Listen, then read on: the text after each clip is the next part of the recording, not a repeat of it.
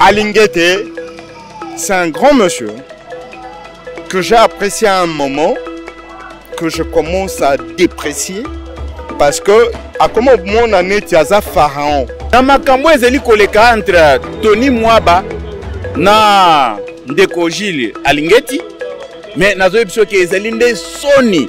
Donc Tony Mwaba peut-être otoyebela ki wana maître Tony Mwaba wa sambela la Kofi.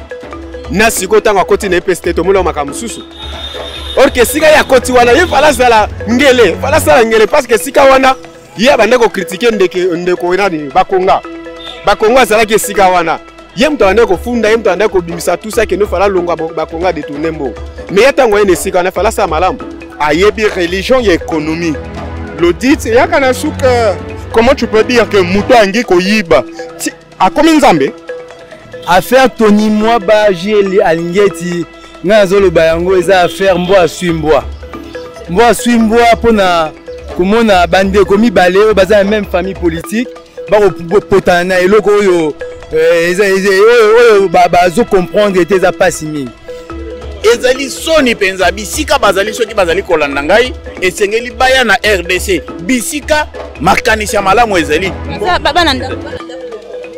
mais yango wana nazali koyebisa ça ne veut pas dire que si on est de la même maison ou de la même famille on doit avoir une bonne éducation. On peut être de la même maison mais vous n'avez pas une base solide. Le problème c'est la base. Libulo autant to keneki o ya lalu e ba ninyo sola ba senga ki ba ke non le gouvernement a besoin de 10 millions de dollars. Mais na 16 millions wana ba pisa biso kaka 10 millions 6 millions la pesi ba to ba enseignant wana. Donc moyibi azo yiba moyibi. Hein? Si ça va voler, on voler. Voler. Elle n'a gagné moyibi. Si ça va voler.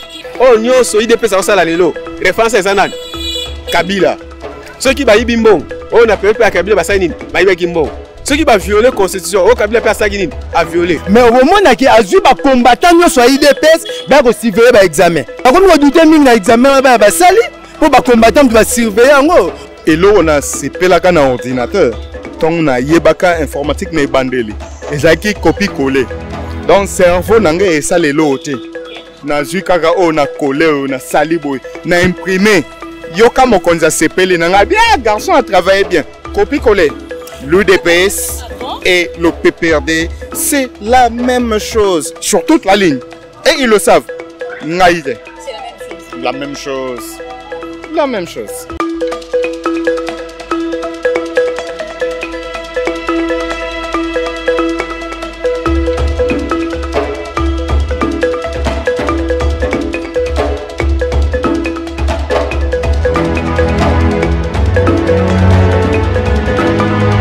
Face à l'actualité politique de l'heure, le groupe Réflexion pour la défense du Congo et CPLIE Totoya Lisusu Mokolo Lelo Komona Bango pour babeta lisolo ya mai matali politique pour bango pe ba loba na oezo tungisa penza mboka na biso sur le plan politique. Boye bien actualité politique na RDC eza dominé par likambo etali présidence ya Seni. Jusque là si confession religieuse ebi ko déposer CV la bango ECC na église catholique bango balobité ba délégué batu po bakende komona mokonzi ya mboka pamba te likambo oyo ko suka boyete. À part ça tozana affaire parce que na mboka na biso na lobaka tango nyoso que tozalaka na ba affaire congolité yaki tomoni mwa pose muki epesami affaire Daniel Mbaweye tomoni mwa pose muki epesani siko ezali likambo ya affaire entre le ministre ya EPST Tony Mwaba et Jules Alingete oyazali mokambi penza inspecteur en chef ya IGF. Et kosuka ndenge nini bazowela nini, qu'est-ce qui se passe actuellement, nini ezo kabola bato mibale tozoye bayango au cours ya émission oyo micro moko batu ebele. Voilà mbote papa sec. Bonjour. Mbote makase pona. Alors groupe Nabino ya réflexion pour la défense du Congo, objectif na Nabino ezalaka nini? Tozana objectif moboye yako réveiller, comment on peut dire, la conscience de Congolais, baye ba valeur na bango namboka déjà, et pour le politicien baye ba kozonga sa ascenseur, comment on peut dire, il y a balukuta na bango parce que au Congo nos politiciens baza bata balukuta. Oui, le bango nyonso. Baza lukuta po bango nyonso. Oui, c'est vrai, pourcentage il y a solo et cause à 5%. Au baloba ya solo mais bazali na signature te. Mais au bazan signature bango nyonso lukuta. Bango nyonso. Alors, toko tasiko na mozindo makambo, le tozo beta to bana na lisolo etali affaire à Jules Alingete na Tommy Mwaba. Qu'est-ce qui se passe entre ces deux personnes? Parce qu'il faudrait rappeler que bangomi balé bazali baoto baouti na parti moko na kasa UDPS. Et ça problème il y a incompétence. Incompétence. Et là, je regrette beaucoup pour l'UDPS qui n'a pas su former, comment on peut dire, ses militants. Comment ça se fait que un auditeur totangi na classe naye moko alinge tatangi na classe auditeur a audita kana ibandelite azamuta yaka na suka po amona ke awa mutayibi te kote mususu ministre wana asela nyonso muningane alongwa po ye aya alobaki ye akochaka ka ba enseignant oyo basigna avec l'État pour bazwaka bambongo. On comprend que c'est vraiment de la farce dans ce pays. Et là, je regrette beaucoup pour l'UDPS parce que, bon, le 37 ans qu'ils ont eu, comment on peut dire, pour la démocratie, entre guillemets, hein, ce n'était que de la farce. C'était pour venir, peut-être tant papa Zalaki, hein, mais batu nyonso bayena mwana bayende kozwa mbongo. Mais batu na bazali par exemple Kabunda Kabuye bazalaki depuis puta papa Zalaka. Kabunda Zalaki mais Kabunda ba fonction ba PC ça ya yete. Il fait pas le poids. Tout le monde le sait. Na bango mon bataille de peste. Même Kabunda le sait, il fait pas le poids pour un grand parti entre guillemets, un grand parti comme le DPS, Kabunda. Comment on peut dire, secrétaire général, président AI, Kabouya, qui insulte à tout va. Mais dit, c'est quoi cette histoire? Nous, on a été éduqués dans nos familles. On sait comment parler aux autres. C'est-à-dire avec retenue. Mais c'est que Kabouya fait Kabound. Mais c'est malheureux. C'est malheureux. Bah, on l'a dit que Bazali, parce qu'on a des hommes politiques, on a des hommes d'État. Et puis, enfin, il ne faut pas aussi oublier que Kabunda a quand même construit une école, quand même, il a quand même donné des dons, il a fait des dons. C'est quelque chose à applaudir quand même. On n'a pas besoin de dons, il est qui dans ces pays? C'est pas lui le Congo. Le Congo doit construire, pas Kabunda, non, on s'en fout. Au moins, c'est quoi le problème? Il y a biso ta réflexion. Il faut pas dire, non, non, non, non. On n'a pas besoin de ça. Tu es qui? Alingete, c'est un grand monsieur que j'ai apprécié à un moment, que je commence à déprécier, parce que, à comment mon année, tu as un pharaon. Parce que, bon, Azana Bontré n'est pas président, mais c'est l'audit, hein, Oye Mukatanga, parce qu'il a fait économie. Ayebi religion, il y a économie. L'audit, c'est Yakanasuka. Comment tu peux dire que Mouto Angi Koyiba? A combien Zambé? Yesu? Sur Alingetika Mungala Nabiso Soripe Mutabandundo. Non, non, non, non, il n'est pas Dieu. Tika Moutou Ayiba pour justice et l'andelaye. Ah, pour Basa Bangona Bangon Batawi DPS, Alingaye Bisamuninga Konge Oyiba Kebaba Okangayo. Ou Aliaki Mbongo Anate, c'est anormal. Vous pouvez réellement qu'il y a réellement le tas de droit. Non, non, non. La chaîne de dépenses, la Lingette, il n'a rien à dire. Comment lui peut dire ça, il faut pas payer ça? Mais c'est quoi cette histoire? La chaîne de dépenses, lui, il a quelque chose à dire. Non, on veut recomposer.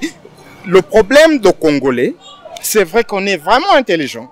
On a eu à étudier dans des grandes écoles. Le problème, même si on a réinventé où? Toi, et loko ici basala ba théorie nyonso basala. Mais comment lui Alingeti? Alors qui koya fandi alobi ministre de finance ango yiba. Ministre ya pesta ngo yiba. Ministre ya non, mutu ifa yiba parce que son rapport est pesaka na Congo. Et qui ont ma moutou na justice. Tout comme équipe que salir moutou a yebi li kambouanate. Mais lui aussi le ministre. Ah, UDPS Penda, il monte dessus na niveau moko. Heureusement pour moi, j'ai jamais été sympathisant de l'UDPS. Jamais. Heureusement ou malheureusement? Non, heureusement. Heureusement. Je serais sympathisant de l'UDPS. Comment on peut dire? J'allais peut-être trouver au moins bien. Moi, malheureusement pour moi, ou heureusement pour les autres, ndeko tokabwana mukie na mutuna oyo. PPRD et Gérard Mboka, Kabila Gérard Mboka, PPRD qui participe présidentiel au parti au pouvoir. Et là, UDPS fait comme parti, il y a pouvoir. Ce que nous avons au Penza, nous avons coussé question, nous avons coussé kaka. Entre les deux, au préféré parti nini, pendant que nous avons pouvoir. Et là, on a CPLAK na ordinateur, on a Yebaka informatique na bandeli. Et ça qui copie-coller. Donc, cerveau n'a pas ça les lots. Na zukaka o na collé na saliboy na imprimé. Yoka mokonza CPL na bien garçon a travaillé bien. Copie-coller. L'UDPS et le PPRD, c'est la même chose sur toute la ligne. Et ils le savent. C'est la même chose. La même chose. La même chose. Mbote ndeko? Oui, mbote maman. Alors, likambo ya affaire Tony Mwaba na Jules Alingete, Tony Mwaba accusé, il y a tentative, il y a détournement, il y a 16 millions. De l'autre côté, Jules Alingete qui a été à IBP 2 millions de dollars. Alors, na likambo oyo tozomona, bango nyoso ba cadre ya UDPS. Likanisi na ezali nini? Bon, via ba comportement na bango wana, c'est pas tout un problème à mon avis. Jean-Marc Abunda tokolo bango, il y a likambo ya incompréhension. Écoutez, bazana ba incompréhension entre bango mibale. L'autre là, Moussa Nezanini, pour contrôler les dépenses à l'État, ça fait normal. Ça, c'est les déclarations. Eux qui ont prévenu, où est le mal? L'incompréhension entre les deux personnes, ce n'est pas un problème grave. Voilà. Mais est-ce qu'aujourd'hui, par rapport à Makambo, tu peux ça la confiance dans Jules Alingete parce que Azali inspecteur en chef, il y a eu chef. Tu peux continuer que ça la confiance. Mais écoutez, fonction à Zoguasime, tu es obligé de faire confiance. Yende mutazawana na capacité à contrôler les dépenses sur l'État au bazo salaire, c'est tout à fait normal. Sauf ça les dépenses et qui accusé que via ça on a déjà que il y a du vol déjà là dedans. Ça c'est déclaration et que oui binaoté. Comment vous a paniqué? Voilà, merci. Alors si ko na mokusse penza poto to simba ni na likambo etali bango mibale UDPS lelo to so le likambo lelo UDPS. Aujourd'hui UDPS accusé de tout le mot. Source à conflit, source à Makambo, tout le monde l'autre fois, Jean-Marc Abunda na Ronaye, pour commencer à niveau que tu vas punir à bateau. Il y a le lot qualifié UDPS, n'est-ce que la jugement de UDPS comme étant un parti au bassin à pouvoir. UDPS c'est mon parti à moi. Biso na kata UDPS, total la figure, total la grandeur à mon touté. UDPS est tant bâti yo ne sika à l'État, faut ça la pour obongisa toute une nation. Le social mabé même inga en tant que conseil politique à l'UDPS. Donc le bossali mabé n'a ko garder aussi manangate parce que nous sommes au pouvoir. Tout ça a besoin de garder le pouvoir le plus long possible. Na moyen démocratique hein. Dans le but de garder le pouvoir na mandoki. Non. C'est une parenthèse.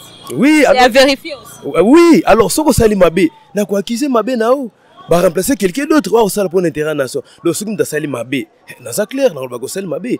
Tant Jean-Marc Abunda to bolaki ba piné.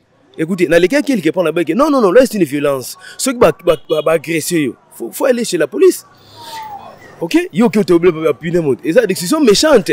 Ceux qui vont porter plainte, on est d'accord avec ça. Là, c'est engage pas UDPS, et engager des personnalités non personnelles. Voilà. Mais ils ont dit que yo penzo ont que le UDPS penza, ils ont tambola bien té.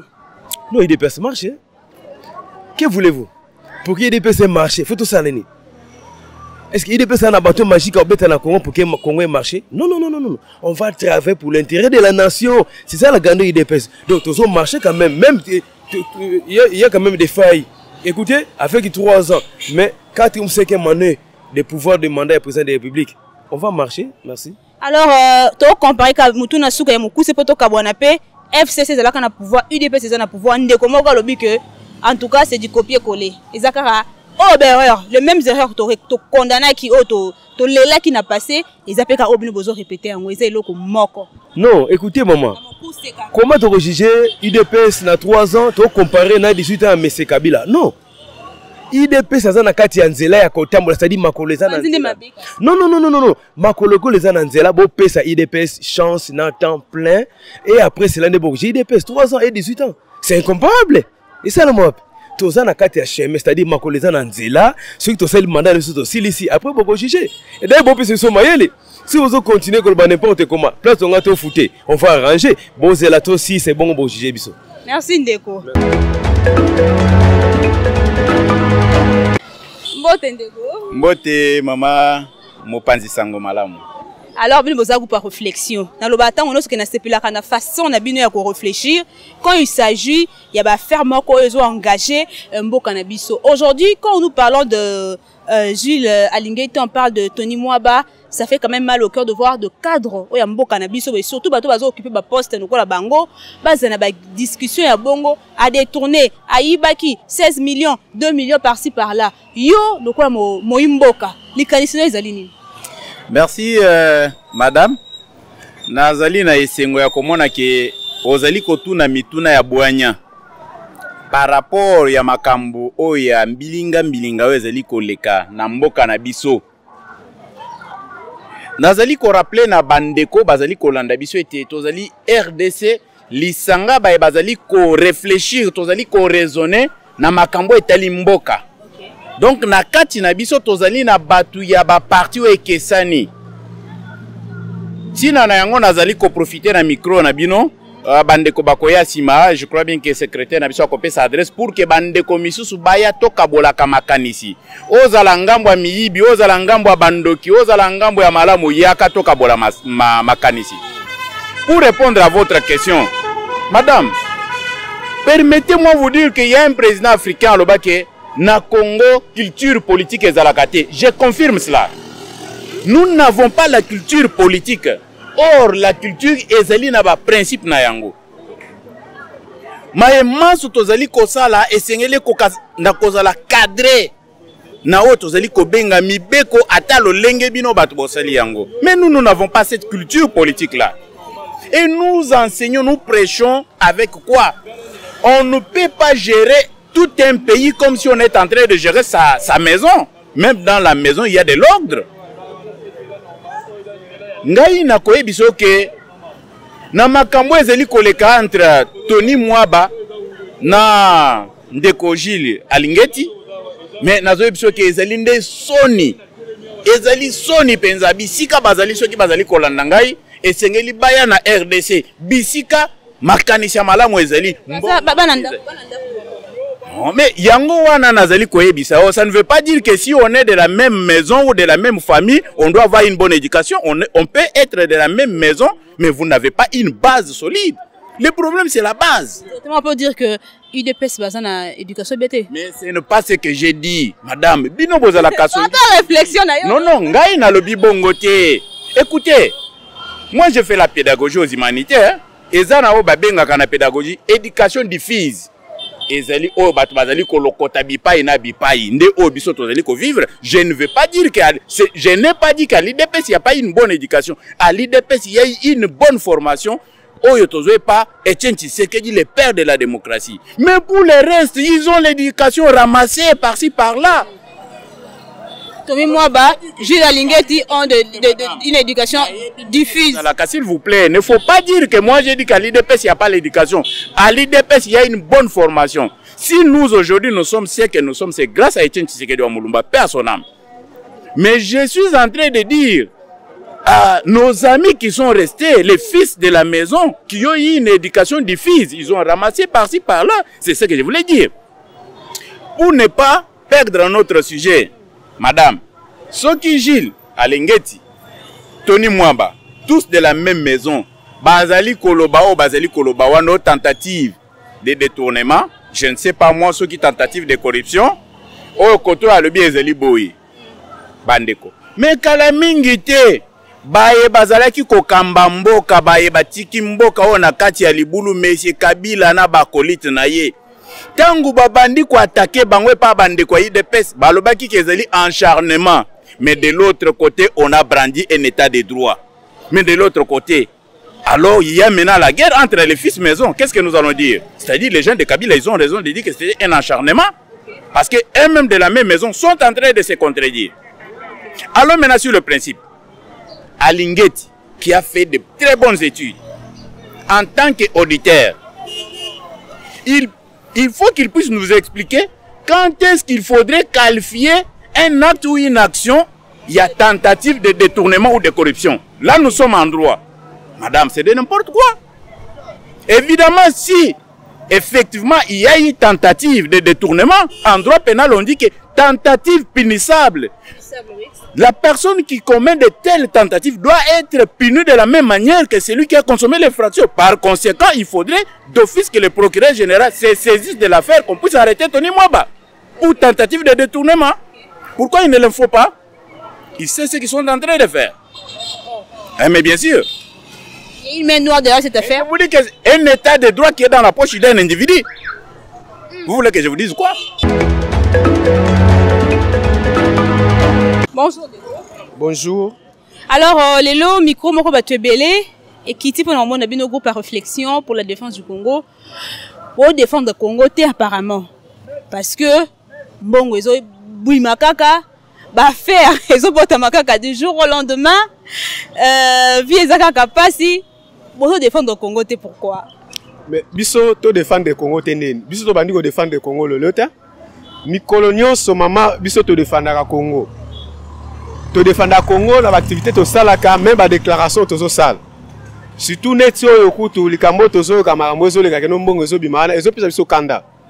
Parce que so tali pouvoir rekotia wa, ba biso les peuples d'abord. Mais so le kia ozo mona batu ne baso le kati. Ozo mona ba mama zo te kalante la batu zo tambula nyonso batu moyen ko le kana la lo ezate. Peuple vandi koto. Mais soko kiti simana yo a otali. Libulu ya munene zao. Soko tali libulu eza wana banda ko ebeli ya bato ebele kei peuple akufi peuple d'abord ezo bana sauté siko soto soka so baso iba makamambo ezo pesa biso kanda makasi 16 millions en plus bato biso bakoko yiba ngote to bato biso mais to ya ke no bato ba yela biso état de droit nde e wana ezo sala biso pasi makasi tozo comprendre te eza ya solo bien za solo te. Est-ce que Tony Mwaba ya banda penza UDPS ou ta kondo Tshisekedi? Mais azalaki uta bandakala, oui. Azalaki uta papa Tshisekedi azalaka. C'est-à-dire ayebi pe vision, ayebi pe slogan le peuple d'abord. Ba yebi bango nyonso wana ba yebi. Qu'est-ce qui se passe alors? Mais sikoyo entre kolobana ko sala, eza makami balé. Tango bazalaki wana, peut-être banoko zana basanze te, mais sikoyo tango bakomi na kati ya pouvoir. Mango sandenge mususu. Donc Tony Mwaba peut-être auto yebelaki wana maître Tony Mwaba. Wa sambela la kofi. Na sikoyo tango akoti na EPST to mola makamu mususu. Or que sika ya koti wana il fallait sala ngele parce que sika wana ya bande ko critiquer ndeko nani bakonga sala ke sika wana ye mto ande ko funda ye mto ande ko bimisa tout ça que ne fala longa bakonga de tourner mbo mais ya tango ene sika na fala sa malamu ndi yango musu zo sala biso passe mingi donc tozo ko comprendre que yango to lobibo na 16 millions wana libulo autant to keneki o ya lalu e bani nyonso wana ba senga ki ba ke non. Le gouvernement a besoin de 10 millions de dollars. Maintenant 16 millions wana. Ba pisa biso kaka 10 millions. 6 millions la pesi ba to ba enseignant wana. Parce que so peut to ça la calcul. 300 000 o ba surveillant ba ko sala nyonso wana. To sali calcul ko futa bango nde baba ki soki 40 000, 30 000 to sali. Mbongo ebelo to 16 millions te. Même pas 10 millions to komi. Et puis le délivré a besoin d'aba élu. Pourquoi pas que la peuple élu pour que batte la paix les cambo érosion c'est la même casse te maman moni eloko wana même population e bakala te wana za musala élité wana musala député te ba député ndé peut-être ba ko communiquer na population te wana za musala gouvernement mais ba élité batika biso peut-être ndeko Jean-Jacques Mamba asunga biso ambema bana ministre ya kala ya infrastructure ndeko Wilingo Post biso to kenda kuna tina kata cabinet alobi ke non ngai na sala mbongo tetala oyo sala boye 10 millions zo luka mais na kosola na premier ministre wana na papa na biso ilukamba to kenda ti komona DG ya OVD ba ya pe bato wana basala ba constat basala tourisme banda ba kenda mais tozo ba te bon to bité peut-être même na programme ya ti les gelou Fallait pas ça pour attirer les jaloux. Bon, comme vous avez ma casse au moni, le programme comme il y a un mboka, donc ça moi passe. Bon, si quoi yo, pour y aller on a 16 millions on a kakawana. Pas 4 10. 16 millions pour y aller on peut écouter sur le monde, on peut monde là. Yo zo tango, c'est la programme na 16. Pour on attendre nini, to ça na policier ça wana ndeko Zulu. Azawana. Ndeko Zulu musala, ndeko Zulu déjà ndenga azawana. Ndeko Zulu amona ki yango. Lokola ndeko Zulu abimbo wana na bimité. Parce que c'est la biso 10 millions ya côté na la lou. Que la comparaison n'est pas raison, mais moi je dis aujourd'hui que la comparaison c'est aussi la raison. Tout comparer nan na mokuse penza. IDPS na pouvoir, PPRD na pouvoir. Époque ni ozomona ndenge. Est-ce qu'il y a une différence? IDPS na pouvoir, PPRD na pouvoir. Bon, en tout cas na busolo nazomona na ngai changement te. Et loko IDPS na PPRD. Basé loko mo d'ailleurs ndeko Kabuns. Ngala leki ndeko Kabunda mama IDPS. Ndeko Kabunda baki oya ko Simba FCC a partir mukola lelo. Asanini. Asimi akuta na biso IDPS na nzela. Ndeko Kabuya lobango abike no papa Kabila tele gila ba dosa tele parti no za sérieux. C'est que ça makamna wa ibane jabanda kala. Oh nyonso lelo na lobaki mbala ko lega keno mama. Oh nyonso IDPS osala lelo. Référence ezanani. Kabila. Ceux qui ba yibimbong on a peuple à Kabila ba sainin ba ibe kimbong. Ceux qui ba violer constitution o Kabila pa saginin a violer. Kabila IGF na période ya Kabila IGF ezalaki me banda ko étouffer ngo. Mais awa pe sikoyo IGF azali mais faut ta IGF ngo za ndenge. Ba biki ndeko Zulu azaki conseiller ya Sami Badibang na kota IDPS. Azali pe conseiller ya alengeti katindeko ye wana Gilles tendeko Zulu. Zulu yango wana Gilles. Alors, ndeko Zulu asaki pe conseiller à Sami Badibang. Pe lelo ndenge za boto yo momoni photo so monana. Tu peux comprendre que ndeko Zulu. Nzoka zalaka ne toujours combattant. Donc atika nini wala te tomoni bango na ministre. Est-ce que komona na mboka nini secrétaire général d'un parti politique eza privé a bengi si autorité mibale ya mboka. Akoko bengi sana o inspecteur général ya finance, chef de bureau, chef de service. Ba bengi si bango ba pesa bango litea nini wana. Donc pouvoir ya IDPS na PPRD na zobiso mama IDPS a décevoir ngai référence neza kaka Kabila persalaki. Référence neza kaka nepoka Kabila. Likambo ya seni tokolobela na biteso tokolobelango. Oh nyonso IDPS osala yango pe Kabila sala yi. Merci beaucoup. Je crois que gâteau ezali tellement munene, il faut tout ça de façon que nous soit ndambu pour que nous soit à part nae, mais on n'oublie pas les camarades présidents à Seni parce que yango nezo mema biso zo préparé biso pour na 2023 nani akofana na kiti oyo si confession religieuse bango basi ba kotisi déjà PV na bango mais bande comme so balobi soyi na kolandisa mana charte na bango ebi na koza la violer. Pourquoi? Parce que ba déposer yango muto aza habilité ko déposer yango eza rien que le président oya sali yango te. Est-ce que likamwe ko suka ndenge nini l'église catholique l'ECC bango basi na ko déléguer batu ba ko mona le président de la République et ko suka ndenge nini nous avons besoin d'une personne crédible na la likolo institution. On ndeko pousse na to zwata yo to za ndeko na bi ndeko ta ngalobaka ye. Il n'a pas sa langue dans sa poche. Bonjour. Bonjour madame. Nzoto kolongono. Tout banambala moko na likambo etali affaire Tomi Mwaba et Jules Alingeti. Affaire Tony Mwaba Jules Alingeti ngazolo bayango eza affaire mbwa swimbwa pona komona bande komi balé baza même famille politique ba potana na eloko oyo bazo comprendre était za pasi mingi. Premièrement kolobana nous pona ndeko Jules Alingeti.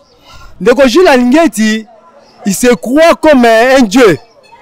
Il se croit comme un dieu. Akomi ko kota ti na ba budget, il y a ba entreprise, na ba budget, na ba ligne budgétaire, il y a ba kambo ebele. Abimi na musala IGF? Non, na musala normalement ya IGF aza mupandi ya musala IGF. IGF musala na ezali ko auditer, ko contrôler. Bah on contrôle après les faits. Mais lui il vient faire lui a regroupé sa leçon avant même que nous exécuter budget. Donc abimi vraiment na libanda ya musala nae. Bon ndeko Tony Mwaba c'est regrettable. Ndeko Tony Mwaba nous disait que c'est lui l'ange que Dieu va envoyer pour diriger les PST. Mais c'est regrettable. La manière où il attaque Ndeko Willy Bakonga, parce qu'à l'époque il était encore député national, la manière où attaque Ndeko Willy Bakonga, croyant que ce qui a joué Sikawana et aux alavements tout chic bonja. Mais malheureusement, c'est... On ne confirme rien jusque-là. Jusque-là, rien n'est confirmé. On ne parle que tentative, que c'est la tentative qu'il y a détournement. Exactement. Celui qui a tenté et celui qui a commis les faits, on est basé le même sort. Donc, il y a tenté qui normalement fait le même sort. Mais quand tenter, c'est plus grave. Non, on a joué à moi raison. Pour avoir eu pouvoir, avant même Baba organiser une fête, elle a fait une correspondance. Seuls les enseignants qui ont droit à surveiller les examens. Seuls les enseignants. Mais malheureusement, comme on a bon bimi, c'est les enseignants qui ont droit à surveiller les examens. Tandis que si c'était le seul les enseignants, on a un compte bancaire. Il y a facilité à réinjecter un balamoko. Mais au moment où il y a un combattant sur IDPS, il y a surveiller l'examen.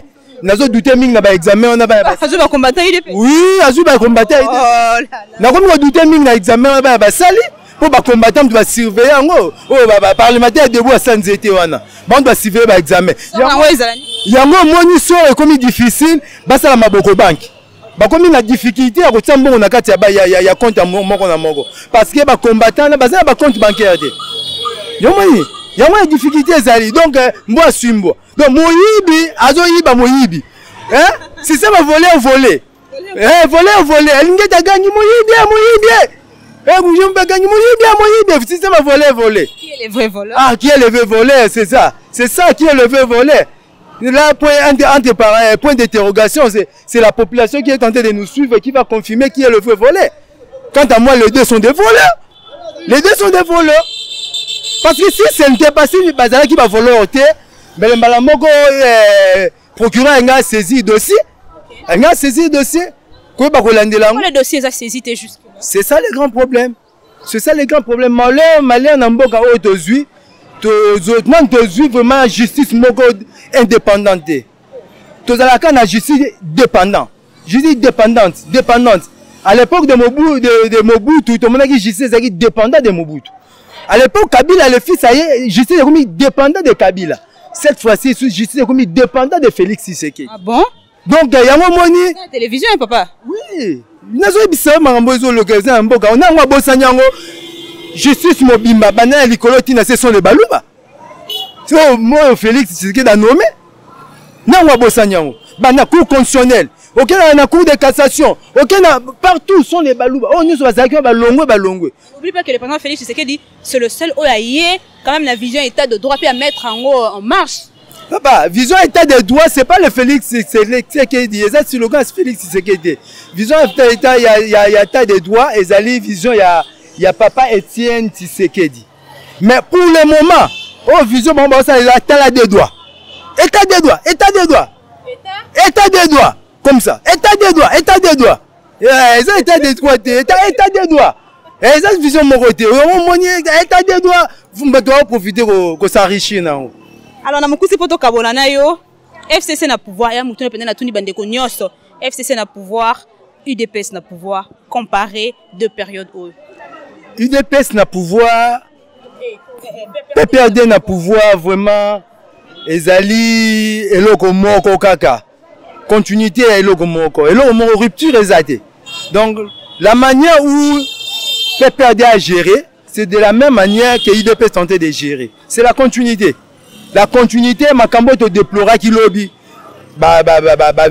Vol, détournement, tout cela. Il y a un continuer, nomination.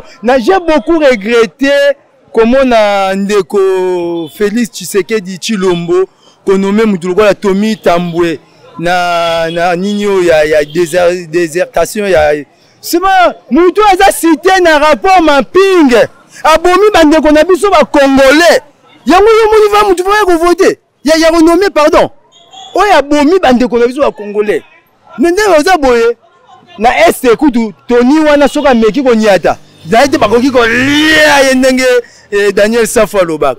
Bakoki ko lia abomi bato ebele.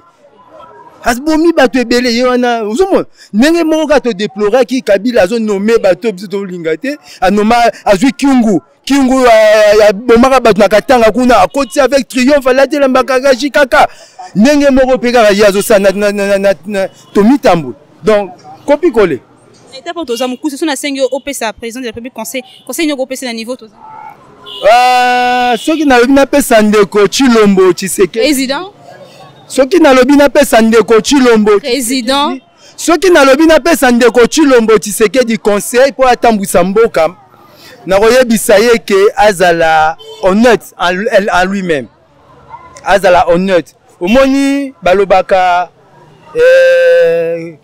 corruption ebebisaka nyonso azala honnête na ye moko. Merci Ndeko, je pense que nayone to sukisi micro mo batebela mokolo alelo.